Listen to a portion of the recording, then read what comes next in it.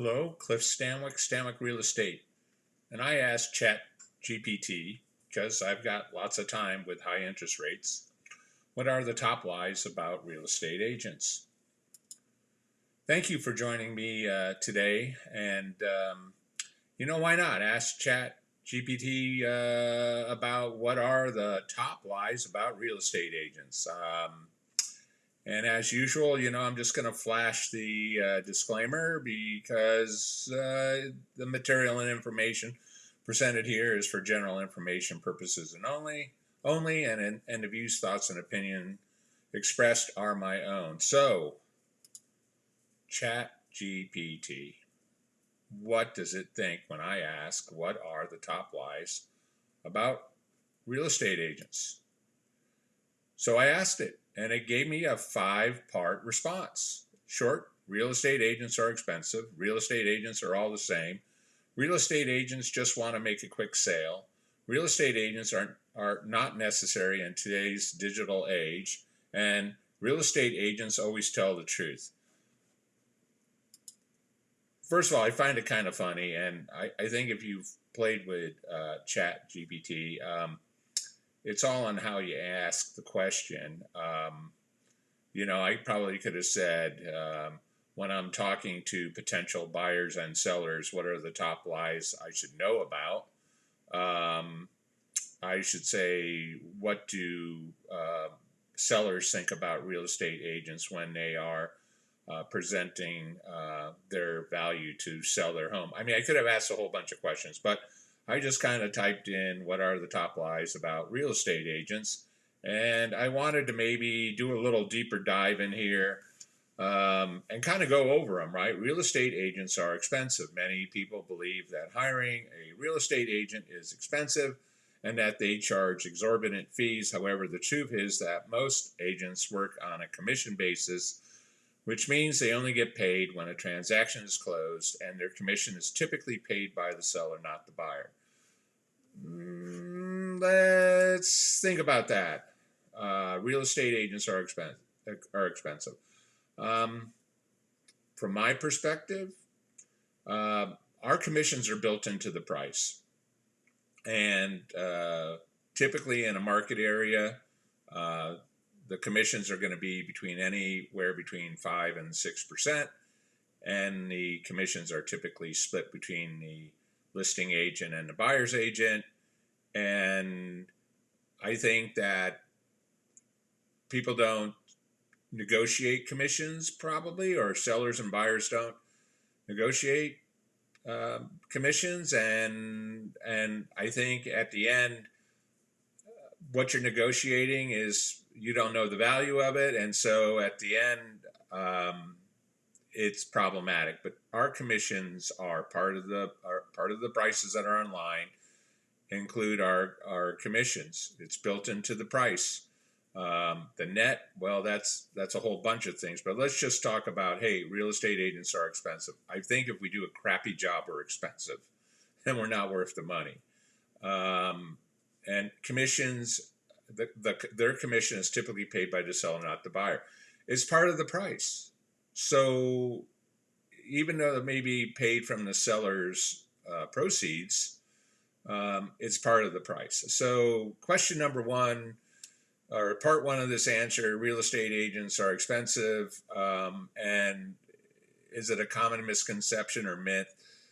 Personally, it's not communicated what our value is and what we're doing for the money and how it works and what is the level of service that anybody should expect in real estate. And it's kind of why I have this channel about deconstructing the value of real estate agents. We're referred most of the time, and then we're a big cost, and it's a lot of money, and especially in a market where there's a lot of unaffordability, it's a problem, right? So let's hop into the second part of the answer, which is real estate. Real estate agents are all the same. Some people believe that all real estate agents are the same, and there's no need to shop around for the right one. However, each agent has its own unique skills, experience, and approach to working with clients. it is important to find an agent that is the right fit for your needs. This is just the continuation of the theme, which is why I have the YouTube channel. We should be all the same. We should all have a service proposition that that is known, that is understood, that you know exactly what we're going to do and how we're going to do it. You're going to know that we are competent in the contract documentation and forms and getting all the reports and everything else, that we have some sort of communication standards where we're going to work with you and communicate with you in the manner that you want to be communicated with, like text, email, phone call. We're going to have some sort of set schedule. The problem with this thing is I don't think anyone thinks we are the same. And I also think that because so many of you end up using a agent by referral, you're not really out there interviewing 2 or 3 or 4 agents and finding out the process and how they work and trying to figure out, like, okay, this is how the process works for me, whether I'm buying or selling. And this is the best agent for me because he really checked off all the boxes, or she checked off all the boxes of, you know, how they're going to market my house if I'm selling, and how they're going to manage the offers, and how they're going to, what our plan is to respond to offers, blah, blah, blah, right? That's probably the problem, is we're all the same, not because we're doing anything exceptional. It's because we're not doing enough. So let's get back into part 3. Part 3 is real estate agents just want to make a quick sale. While some real estate agents may be focused on making a quick sale, the majority of agents are dedicated to helping their clients achieve their goals, whether that be finding their dream home or selling their property at the right price. You know, the reality is, in the new world of the internet, homes sell really quickly because people are looking at the houses when they first get on the market, and they're seeing the houses right away. And to be frank, if they're not selling quickly, they've moved on, right? So one half of the conundrum is that once we get on market, the house should sell fairly quickly. In this market, if you followed along any of my market updates, it's 20 days to get into contract for new homes listed. And then it's probably 30 days to close. So we should be selling your home in less than 2 months. I mean, you should be down the road. So yeah, we should be selling your house to whatever the median time of sale is for that market. And that's an easy number to deliver to you, how long it should take. And if that seems quick, that's just how the market works anyway. Good houses don't last. Doesn't matter if the market's good, bad, too expensive, too cheap. I mean, they sell quickly, right? I think the biggest challenge is you don't engage the real estate agent early enough in the process, whether you're selling or whether you're buying. It may take you months to get your house ready to sell, but why aren't you leaning on that agent that's going to sell your house? And you don't have to get into an agreement with them until you get closer to selling the house, but you basically would understand if they have the value you want them to have, right? If they communicate well, if they give you good ideas, if they're keeping you up on the market dates, you know, you should engage a real estate agent a lot earlier. Same thing with a buyer's agent. If you start to go through the pre-approval process, and it might take you a month or 2 to get ready, you know, why aren't you getting a buyer's agent early in the process and having them, you know, start working with you and seeing if they actually understand your goals for buying a house, and they're not just sending you, you know, lists of homes that are really big misses, right? You don't engage them early enough. So yeah, absolutely, it seems like a quick sale. You drive around, you find an agent, he writes an offer, he's getting half the commission. You get your house ready for sale, you talk to an agent, and 2 to 3 weeks later it's for sale, and then it sells in 2 days. Of course it seems, you know, that it's a quick sale. We're more than willing to work for you. It's just you don't realize, and you don't know, again, that you can engage us months before you're ready to list, months before you're ready to buy. And we will be more than happy. I guarantee you, we'll be more than happy to accommodate you and to communicate with you and to give you why our value to you before you sign the listing, agreement, or before you engage us to buy a home. I mean, that's the reality of the world of real estate. So let's go to number 4. Number 4 is real estate agents are not necessary in today's digital age. With the rise of online real estate platforms and tools, some people believe that real estate agents are no longer necessary. However, buying or selling a property can be a complex process, and I got to read over here. Can be a complex process, and a good agent can provide valuable guidance and support. The biggest problem the biggest challenge for anybody in real estate is the information that is online is very much limited to public information. It comes down to, the size of the house, the location, the size of the lot, the year it was built, the square footage, the number of bedrooms and bathrooms, and that may be incorrect as well. And the reality, if you have a listing agent, it really comes down to what is their plan to basically make sure that every buyer that is out there is going to be aware of your home and the value of your home, given the inventory that's out there. What are they going to do to make your home stand out for the choices they have for their budget and where they want to move to? That's something that we haven't conquered yet with any of these online sites, is the quality and condition and amenities and the updates and the upgrades and how well the house has been cared for. And we don't have a Carfax for your home. We don't have a history. So unfortunately, yes, you still need a real estate agent, even in this digital age. The same thing with search. It always comes down to data, and a lot of times the data on the MLS isn't right, and it's because they pull from public title things. There may be some stuff on the home that's been permitted or not permitted. You don't know the age of a pool most of the time. It could be a new pool, it could be an old pool. So again, the local knowledge, the expertise, how it always comes down to, people and process and platform.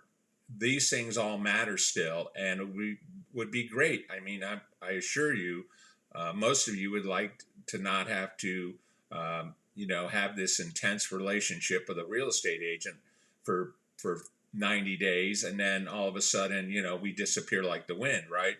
So again, we are still necessary. Again, my point is, you get referrals of people to use, but you really don't, pull in other agents into your investigative process or determine, what is the true value of this agent? Why is this agent the best fit for you? What makes this agent,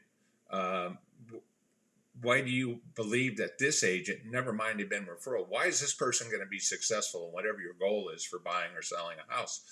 I don't think people are doing that enough. And, the data is out there. Essentially, over half the agents are by referral, and only 1 out of 7 is a repeat customer, of the person they used the first time. So we dropped the ball, whether it's in communication or staying in touch. And I'll be honest with you, I probably don't blow up, I don't bug my client, my database enough, but, it's something that I'm looking to address. But at the end of the day, you're only buying a house every 10 years. I'm sure you don't want to hear about, there's some things you want to stay on top of. Most of the time, you don't need me asking you, do you know anyone buying or selling a house, right? Or do you have a friend that could use my services? You really don't want that. You want to live your own life, and we're just part of the process. And if we're good, you'll call us again. If we're not, you'll find the next guy. So let's go to the last question in here, which is, I'm going to see if my screen share is still working here. Let's go to the last question, which is number 5 here. and it is real estate agents always tell the truth. I have no idea. This thing blows me away. While most real estate agents are honest and ethical, there are some who may not always tell the truth. It is important to work with an agent that you can trust and who has a track record of integrity and professionalism. Well, there you go. ChatGPT with what I think is just a total kind of, I don't know. I guess you needed 5 things and you ran out of 5 things, lies about real estate agents. I will assure you, if you go out to Google and talk about the top lies about real estate agents, you will find hundreds. I won't say hundreds, but you'll find 3 or 4 pages, because that's what I did before I did this this little silly video about the top lies of real estate agents, and it usually comes down to stuff that really doesn't matter. Okay, hopefully our job is to earn your trust. Again, my reality is you're getting a referral, you're hiring that agent, and you're hoping for the best. That I think you need to change. I think you need to talk to several people. You need to find that local expert. You need to find that person that, if you're in a luxury home in a community, that sells your community and does a great job and can talk about the lifestyle.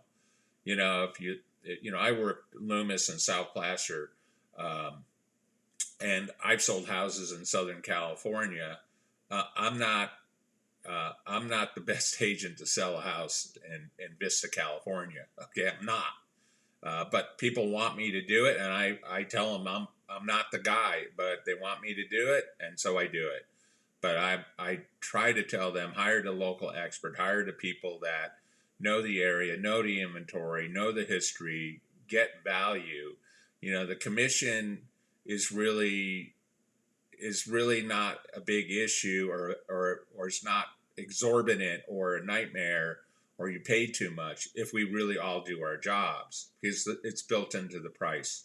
So I just want to end this video. I want to thank you for the time. I thought it would be fun to ask ChatGPT what are the top lies about real estate agents. I think it's kind of nonsensical. I think it's I don't think the answers were that great. I think that's always the challenge of AI. I'm a techie at heart. I love tech. And it's all about how you ask the question, the way you ask the question, the context of the question. And, I think at the end of the day, it does make the point about real estate agents. My contention is you don't know our value because we don't talk about our value or show you our value. You should be able to use any agent and get a level of service that is outstanding. That's not the case, so you have to talk to many agents. I'm not telling you not to use a referred agent. I give out references when people want to hire me. You should check the references, but you should really try to understand what we do and how we do it and what is our true value, because it is a lot of money. And it is a lot of money. So with that, I just want to thank you. If you like this video, please like my Facebook page at Cliff Stanwick Real Estate. Go out to my YouTube channel at Cliff Stanwick Real Estate. And you can always reach out to me on my website, which is stanwickre.com. Thank you. And I hope we continue to I hope you continue to watch my videos. And I wish you all the best in your search for home. Have a great one.